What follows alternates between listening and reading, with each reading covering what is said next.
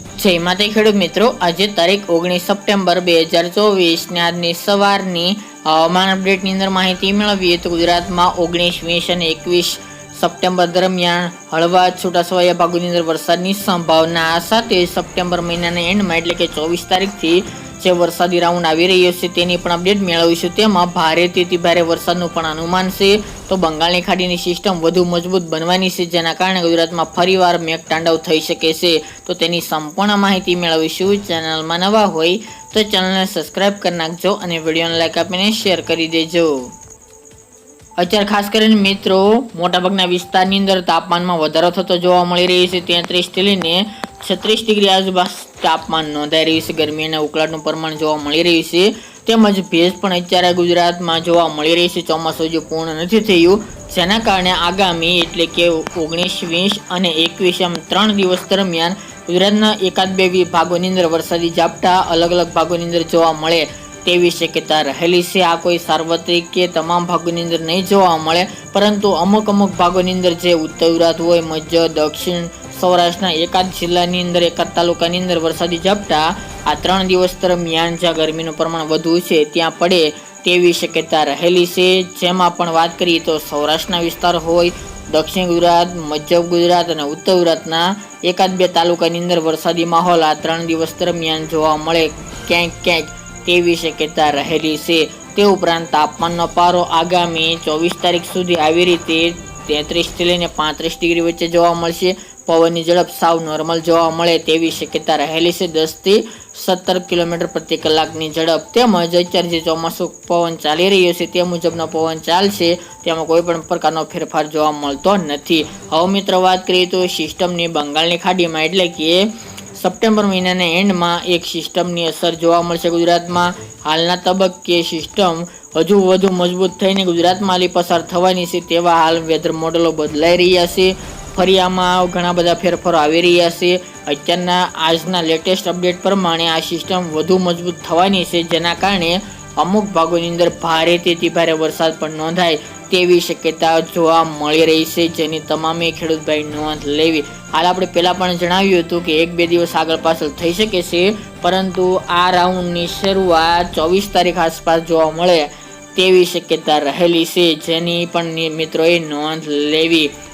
હાલની અપડેટ મુજબ 24-25 તારીખમાં સિસ્ટમ ગુજરાતની સાવ નજીક પહોંચી જશે, જેના કારણે દક્ષિણના ભાગો જેમાં સુરત, વલસાડ, નવસારી, તાપી, ડાંગ, પછી દાહોદ, ગોધરા, નર્મદા, ભરૂચ જિલ્લો, વડોદરા, ગોધરા આજુબાજુ, છોટાઉદેપુર, મહીસાગરના અમુક ભાગો, આ ભાગોની અંદર, અરવલ્લીના ભાગોની અંદર વરસાદની એન્ટ્રી 24 તારીખની સાંજથી અથવા તો 25 તારીખથી જોવા મળે તેવી શક્યતા રહેલી છે. તે ઉપરાંત જેમ સિસ્ટમ આગળ વધશે તેમ વિસ્તારોમાં અને વરસાદની માત્રામાં વધારો થતો જોવા મળશે. 25 તારીખ દરમિયાન દક્ષિણ ગુજરાતના તમામ જિલ્લાઓ, મધ્ય પૂર્વ ગુજરાતના અમદાવાદ, ગાંધીનગર, ખેડા, દાહોદ, ગોધરા, મહીસાગર, પંચમહાલ, અરવલ્લી, સાબરકાંઠાના ભાગોની અંદર પણ વરસાદની એન્ટ્રી જોવા મળે તેવી શક્યતા રહેલી છે. આ રાઉન્ડ લાંબો ચાલવાનો છે, 4 અથવા તો 5 દિવસ દરમિયાન ચાલે તેવી શક્યતા રહેલી છે. બંગાળની ખાડીની સિસ્ટમ હોવાને કારણે આ દક્ષિણ ગુજરાત થઈને સૌરાષ્ટ્રમાં પસાર થશે, જેના કારણે સૌરાષ્ટ્રના મોટાભાગના જિલ્લાઓની અંદર પણ ભારે વરસાદ નોંધાઈ શકે છે. આગામી દિવસમાં સૌરાષ્ટ્રના અન્ય વિસ્તાર જેમાં વરસાદની વધુ શક્યતા પૂર્વ સૌરાષ્ટ્રની અંદર ભાવનગર, બોટાદ, અમરેલી આ 3 જિલ્લાની અંદર જોવા મળી શકે છે. તે ઉપરાંત અન્ય જિલ્લા જેમાં સુરેન્દ્રનગર, મોરબીનો સમાવેશ જોવા મળી રહ્યો છે, રાજકોટ, જૂનાગઢ, દ્વારકા, જામનગર, પોરબંદર, ગીર સોમનાથ આ સૌરાષ્ટ્રના તમામ ભાગોની અંદર આ સિસ્ટમની અસર જોવા મળે તેવું અનુમાન રહેલું છે. ખાસ કરીને દક્ષિણ ગુજરાતની અંદર ભારેથી ભારે વરસાદનું અનુમાન આ સિસ્ટમ જણાવી રહ્યા છે. તેમજ સુરત, વલસાડ, નવસારી, તાપી, ડાંગ, ભરૂચ, અંકલેશ્વર, નર્મદા આ તમામ ભાગોની અંદર ભારેથી ભારે વરસાદ આજની નવી લેટેસ્ટ અપડેટ પ્રમાણે જણાવી રહ્યા છે. મધ્ય પૂર્વમાં અમદાવાદ, ગાંધીનગર, વડોદરામાં પણ ભારે વરસાદ પડી શકે છે. દાહોદ, ગોધરામાં પણ ભારે વરસાદનું અનુમાન છે.